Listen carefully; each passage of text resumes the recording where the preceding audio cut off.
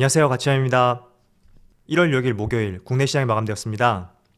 자, 2022년은 첫 시작이 정말 좋지 못한 것 같아요. 오늘 코스피가 1.1%의 급락이 나왔고 제가 가장 싫어하는 패턴이었죠.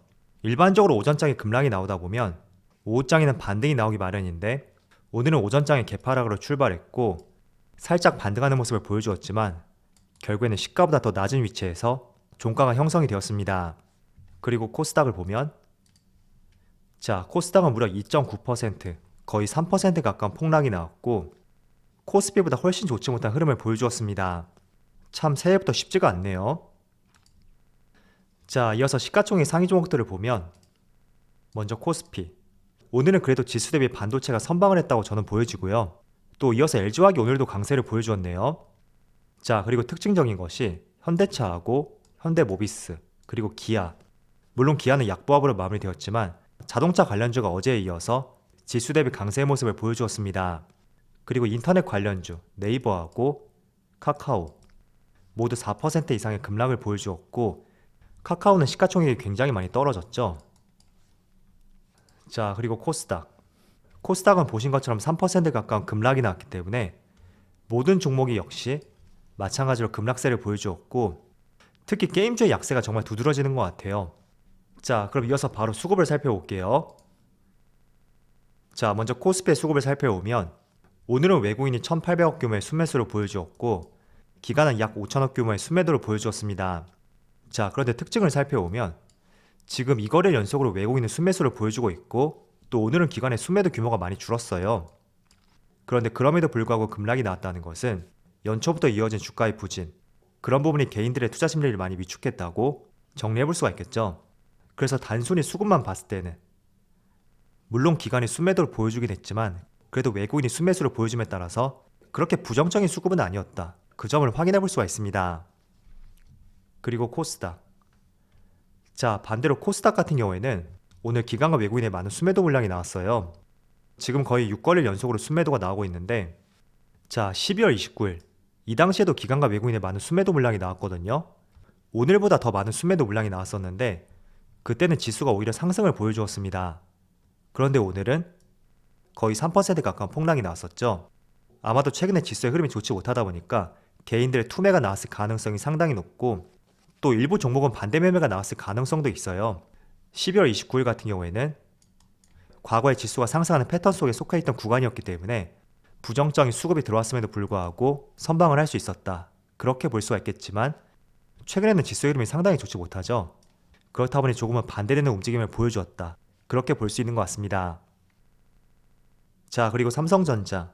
오늘 삼성전자는 기간의 6거래일 연속으로 순매도를 보여주었지만 비슷한 규모로 외국인의 순매수가 들어왔죠. 그래서 최근에 지수의 움직임은 부진하다고 하더라도 여전히 외국인의 매수세를 보여주고 있다. 이 점을 알 수가 있고 그리고 SK하이닉스도 마찬가지예요. 외국인의 강한 순매수가 들어왔고 반대로 기관은 여전히 순매도를 보여주고 있네요. 그리고 오늘 급락이 나왔던 카카오. 역시 기관과 외국인의 강한 순매도가 나왔고 외국인의 매도세가 과거하고 다르게 어제하고 오늘 굉장히 거친 것 같습니다. 자, 그리고 오늘 강세를 보여주었던 현대모비스.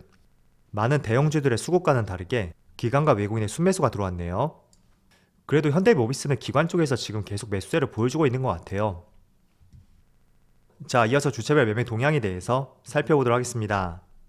1월 6일 외국인이 가장 많이 매수한 종목은 삼성전자, LG화학, SK하이닉스, SK이노베이션, 현대모비스 이렇게 5종목을 순매수 상위 종목 올렸습니다. 그리고 기관은 현대모비스, 포스코, 현대글로비스, 현대중공업, 현대차 이렇게 5종목을 순매수 상위 종목 올렸습니다. 현대차 그룹주들이 많이 포진해 있네요. 자, 이어서 글로벌 증시의 흐름을 보면 어제 S&P 500이 거의 2% 가까운 급락이 나왔고 또 연말과 연초에 고점에서 횡보하고 있었는데 이 좋았던 흐름을 무너뜨리는 굉장히 좋지 못한 흐름이 나왔습니다. 그리고 나스닥을 보면 자, 나스닥은 더 상태가 좋지 못하죠. 오늘 3.3% 급락이 나왔고 과거의 상승분을 모두 반납하는 굉장히 큰 음봉이 나왔어요. 자, 저번에도 한 차례 급락이 나왔었는데 그 당시에는 2.5% 이 정도의 급락이 그쳤었다면 지금은 거의 코로나 팬데믹 이후로 하루 만에 가장 큰 폭의 급락이지 않을까 그렇게 보여지는 것 같습니다. 그리고 다우지수도 마찬가지로 1%의 급락이 나왔지만 그래도 지수 흐름 자체를 봤을 때는 S&P 500과 나스닥에 비해서 견조한 모습을 보여주고 있습니다. 자, 그렇다 보니까 국내 시장도 굉장히 부진한 모습이 이어졌어요. 지금 촬영 시점이 오후 1시 30분쯤 되었는데 반등을 보여주던 지수의 흐름이 다시 약세로 돌아섰고 종가가 어떻게 될지 모르겠지만 어쨌든 굉장히 부진한 모습을 보여주고 있습니다. 자, 그런데 코스피보다 코스닥이 조금 더 심각하죠. 현재 2.4% 급락이 나오고 있고 별다른 반등도 없이 계속 흘러내리는 모습을 보여주고 있습니다. 자, 일단 원인을 살펴보면 지난달 FOMC 회의록이 공개가 되었는데 시장에서 생각했던 것보다 굉장히 매파적인 발언이 포함이 되었고 그 내용을 살펴봤을 때는 우리가 생각했던 금리 인상을 하반기쯤으로 예상을 했었다면 빠르면 3월달부터 금리를 인상할 수 있다 라는 가능성을 열어두면서 이 부분이 시장에 굉장히 혼란을 초래했다고 볼 수가 있습니다. 그래서 기술주와 성장주의 약세가 두드러졌다고 볼 수가 있고 제가 연말에 한번 보여드렸을 거예요. 지난 2015년도 당시 그때도 약 6년 만에 기준금리를 인상했었는데 나스닥이 금리를 인상하고 나서 거의 15% 가까이 급락이 났습니다. 마찬가지로 코스피도 급락이 났었고 삼성전자, 애플, 미국과 국내를 대표하는 많은 성장주들도 거의 15% 이상의 단기간에 급락이 나오기도 했었죠. 그래서 기준금리 인상한다는 것은 기술주와 성장주에는 좋은 내용이라고 볼 수는 없겠지만 제가 항상 말씀을 드리잖아요. 자, 오늘 주식시장에서 급락을 부추겼던 원인이 바로 금리 인상이 빨라질 것이다. 이 내용이 주요 포인트라고 볼 수 있습니다. 그런데 한번 잘 생각해보면 재료의 강도의 차이는 있겠지만 1년 365일 중에서 주식시장에 악재가 없었던 날은 단 하루도 없었습니다. 그래서 어제도 시장이 부진하다 보니까 제 영상 댓글에 굉장히 걱정을 하시는 분들이 많으시고 또 조금은 회의적인 시각을 가지신 분들도 계시더라고요. 그런데 저는 드리고 싶은 말씀이 주식시장은 늘 악재가 포함되어 있는 불안정한 시장이라는 것을 일단은 인정을 하셔야 됩니다. 그렇지만 우리가 그럼에도 불구하고 투자하는 이유는 그 불안정한 시장이라고 하더라도 내가 정말 시장 트렌드에 맞는 산업 그리고 구조적인 성장이 동반되는 성장 산업에 투자를 하였다면 이런 악재 그리고 이번 달, 다음 달, 여름, 가을, 겨울 그때도 분명히 파급력을 갖추고 있는 악재들이 꾸준히 나올 거예요. 그렇지만 그런 악재를 이겨내고 내가 투자한 종목이 상승이 나왔다면 거기에 따른 수익이 펀드라든지 예금 이런 것보다 훨씬 크기 때문에 우리는 주식이라는 것을 하고 있다고 저는 생각하고 있습니다. 자, 그래서 정리해서 말씀드리면 제가 며칠 전에 물려도 성장주에 물려라 이런 말씀을 드렸습니다. 그 이유가 주식시장은 항상 악재를 내포하고 있지만 성장산업이라면 그 시련의 구간을 견디고 결국에는 본 모습을 찾을 것이고 또 그 이상으로 갈 수 있는 산업이 될 수가 있기 때문에 우리가 항상 투자에서 물린다고 하더라도 성장산업에 투자해야 된다. 그런 말씀을 드린 것입니다. 그래서 지금 이런 내용이 굉장히 투자 심리를 방해했다고 볼 수는 있겠지만 여러분들이 정말 말도 안 되는 고점에서 매수한 것이 아니라면 저는 항상 시련의 구간, 이런 구간에 인내할 필요가 있다고 말씀을 드리겠습니다. 행여나 이런 구간이 정말 겁이 나고 주식시장이 출렁이는 구간을 이겨낼 수가 없다면 주식보다는 펀드라든지 예금 이쪽에 투자하는 것이 맞겠죠. 그래서 기본적으로 주식시장은 불안정한 곳이다. 그 점을 먼저 베이스로 생각하시고요. 항상 돌발 악재가 나온다고 하더라도 그 악재를 딛고 상승할 수 있는 업종이 무엇일까? 그런 것들 한번 고민해 보시면서 어렵더라도 마음을 조금 편안하게 가져볼 수 있도록 한번 노력을 해보신다면 좋을 것 같습니다. 자, 그래서 오늘 내용에 대해서 한번 말씀을 드려봤고 자, 지금부터는 몇 가지 이슈에 대해서 말씀을 드려볼게요. 자, 오늘 지수가 급락함에도 불구하고 대형주 내에서 현대모비스 그리고 현대차 그래도 현대모비스의 흐름이 가장 좋은 것 같아요.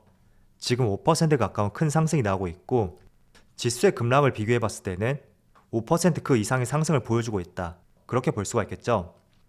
자, 일단 현대모비스의 재료를 살펴보면 현대일가에서 현대글로비스 지분을 10% 매각했고 이 부분이 현대모비스의 주가 상승으로 연결이 되었다고 정리를 해볼 수가 있습니다.